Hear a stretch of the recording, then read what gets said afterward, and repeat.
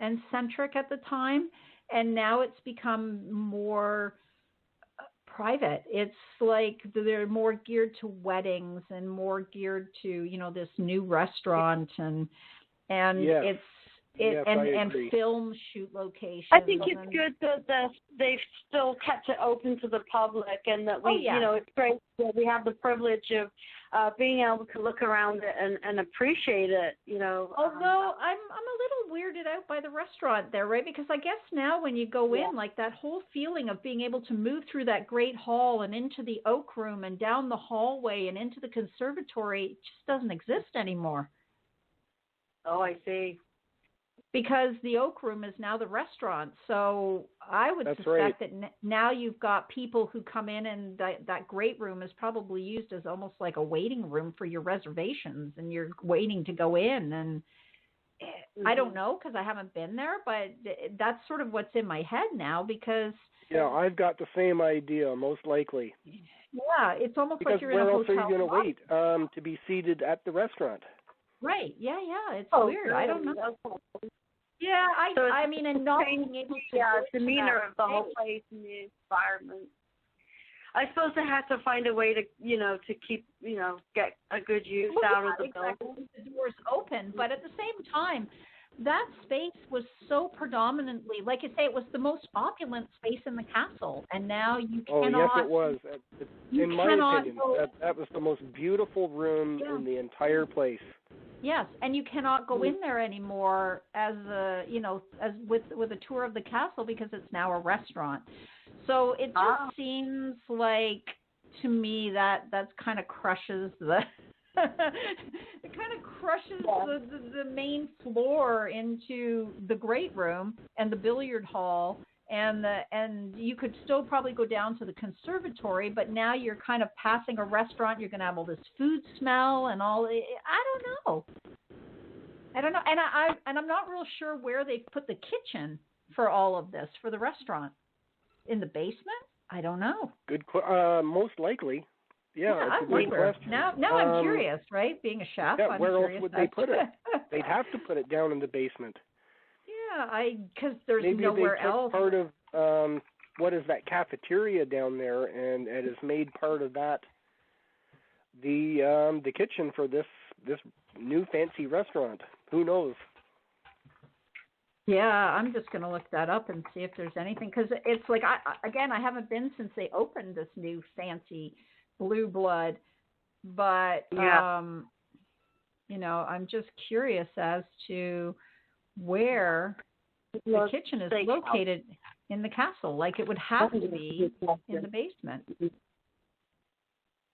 Like it just is weird. So I'm just going to type it in. You guys talk amongst yourselves. Ian, tell us another story about Casa Loma while I look this up. I've sort of reached my limit for the stories. That's pretty much all I've encountered there. We had a great time when we were there. Right. As I say, walked around this place and recognized a lot of what I've seen in the movies. Really? It's great to see in person. Well, we talk about the Oak Room where this restaurant is. Yeah. That was in the X-Men movie. That was Xavier's classroom. That's right. Oh, really? Yeah. So I didn't know that. I go into places like this where they've filmed, and for me personally, it actually distracts from the movie because I'm too busy looking at the background. Here's this room. It's so cool that you've been there. Here's that place. It's funny. That's great. Yeah, and that's kind of the I notice that though when I'm watching a lot of shows like that. I know that they've been shot in particular locations, like shows that have been shot in New Orleans. I'm like, oh, that's over there, and that's that, and that, or Toronto, right? Yeah. Oh, that's this place or that, or even Murdoch Mysteries. I watch Murdoch Mysteries, and I'm like, oh, that's at the cotton factory in Hamilton, or oh, that's at the waterworks in Hamilton. That's at the old Steam and Technology Museum, or oh, that's at Westfield Heritage Village. How great is that? Well, you know what gets me is when they do filming in Toronto. And the example I want to make is the Resident Evil movies. I don't know if you've ever seen those. And it's supposed to be a location they call Raccoon City. Okay. And as I say, you watch the film and you recognize where they're shooting, and then you'll see a shot in the film, and there's the CN Tower in the background. Yes. It's hilarious. Isn't that great? Yeah. And that is it. It's one of those very, just when you live somewhere. And I mean, I've noticed even too, like some movies, like some Stephen King films, or when you watch It, the new films, right? It, and you like if you've ever been to Port Hope, you're like, oh, I know that location, and I. Yeah, so you're, Hope, you're kind of part of it was filmed at the Scottish Rite. Yes, you had the covered bridge at Elmira. Yes, in Elmira. Yes, because they used for down in the valley and that in Elmira and stuff as well too. So it is kind of interesting, right? So, okay, I'm not finding anything that tells me where they're cooking the food in the castle. So I'm going to assume that they've set up a kitchen. They've had to have set it up somewhere in the basement because I can't even imagine. It couldn't be on the main floor because there is nowhere on the main floor for them to do that. I'm going to have to book a reservation and go and find out for myself. Well, but here's the thing that I don't like right now that somebody has wrote a review. And they went, it's so great to be able to explore Casa Loma while you're waiting for your food to be cooked. Oh, my goodness. It just seems weird. Yeah. It's like when I go there, I'm not going to be fed. I'm going because I want to see a historical location. Mm-hmm. Well, so far I'm looking at the reviews for Blue Blood, and wow, they are like OTT on the price tag. So if you're ever planning on going there, win the lottery first because if you think Steakhouse is expensive, this place. I hear it says #1 steakhouse in Toronto. So well, I think that's just a rumor. Steakhouse. I think that's a rumor. Like that's that's what they want you to believe. Because I can't even imagine the, pricing on the menu there. And maybe the food's good. I don't know. See, I'm a chef. I'm an ex-chef. I'm not an executive chef anymore, but I still cook. So you really got to be like damn impressive to impress me. Right. Mm-hmm. And I have yet to go to Canada one, Sika. What's that? I've never seen you on Chop Canada. Yes, well, hey, and I got chopped, but but not because it was because I couldn't find an ingredient and had to do something on the fly, which didn't work. But hey, that's okay. It was a lot of fun. But that's the thing. Like for me, I can go and I can get my own really good quality steak, and I can make it at home, and I do it exactly the same way as they do it in the restaurant for a tenth of the price. Right. So for me to go out and eat steak, it better be like the best steak. Like it better be like a Wagyu dry aged 70+ day steak that I'm going to drop $100+ for a steak. Right. Because it really seems expensive. And I'm just gonna pull the menu. But I think for me the biggest sort of thing here is trying to get past my rememberings of Casa Loma, right? So, because I grew up there and I went there so many times as a kid, and I've been there numerous times as an adult. My kids have been there, and suddenly now there's a restaurant in the heart of the castle, and the smell and all of the things that go with it, right? So, so I'm actually looking at the menu. Oh, and everything's a la carte. Same here. It is a la carte, yes. So I really despise a la carte. I do, because it's a way to make everything $100 meal.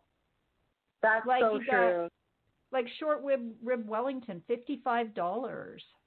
Veal Isn't that crazy? Oh my goodness. You know? I'll hold off on that. And now, as a chef, I am going to complain.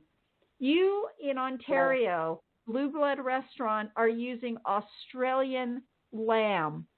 Why? Oh my gosh. Why? We have beautiful Ontario lamb that is 100 times better, and you're using Australian lamb. Oh, because dear. they can charge more for it.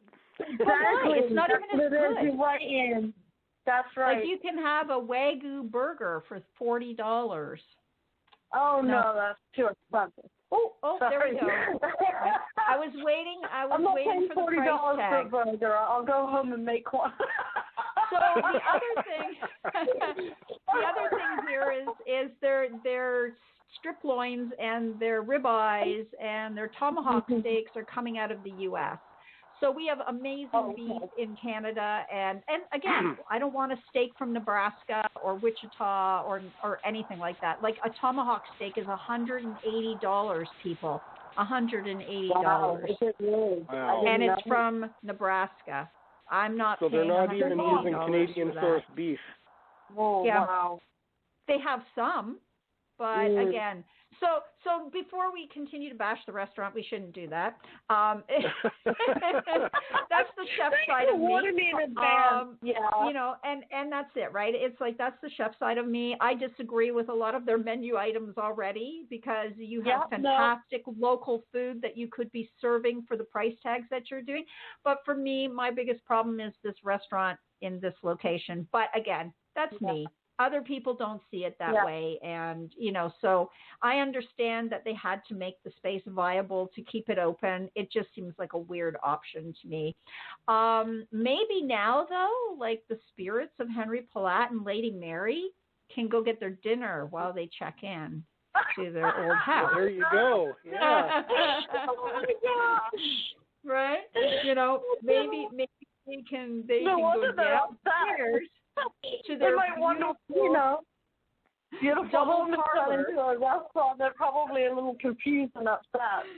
And you know, you can now go in and sit down and have a meal, right? So I mean, and the leftovers of all these if someone turned the bottom steaks of my house into a restaurant, I can't say I'd be too thrilled about that either. Yeah, and the leftovers of all these expensive steaks, they go to the horses at the stables. Right. Oh gosh. Yeah. You got to feed the horses, and they with might the as well have steak too. Yeah. But, you know, I mean, I think for me that I guess it's just because we grew up with this iconic building and it was different. And, you know, they've had to move ahead to make it viable and keep the doors open. And I mean, I love good food. I just don't justify the price tags on that. But, you know, again, I'm not driving a Ferrari or a Lamborghini or, you know. Yeah, well, I mean, okay, you know, sure, we're having some fun here with it. We are. But as I say, I just feel it's disrespecting the history of the building itself. I find it odd. I'm just trying to picture myself walking into this beautiful opulent home and it's smelling like Ruth Chris Steakhouse. Oh yeah, no, it's so terrible. I agree with you. What a shame. And especially in a time period where your food was cooked below or outside so that it didn't permeate your home. Exactly, and that was for a reason. Yeah, you know, because they thought that was disrespectful to their guests. So, you know, there's just a few things here. But, you know, in the light of the whole thing, I mean, I guess they've got to keep the doors open, and it's better than the alternative of it having to close down and become condos. Yeah, true. Because there was talk true. of that. Yep. There was talk of turning it into condominium apartments. Oh my no, God. how sad would that be? Mm-hmm. So I would rather see in that particular situation. So yeah, I guess I would rather see a restaurant and weddings and, you know, private functions and that happening with the building being able to maintain some open level of, public access than for it to be completely renovated inside and changed. And then you only have the outer facade. And, the rest of it has, like so many other beautiful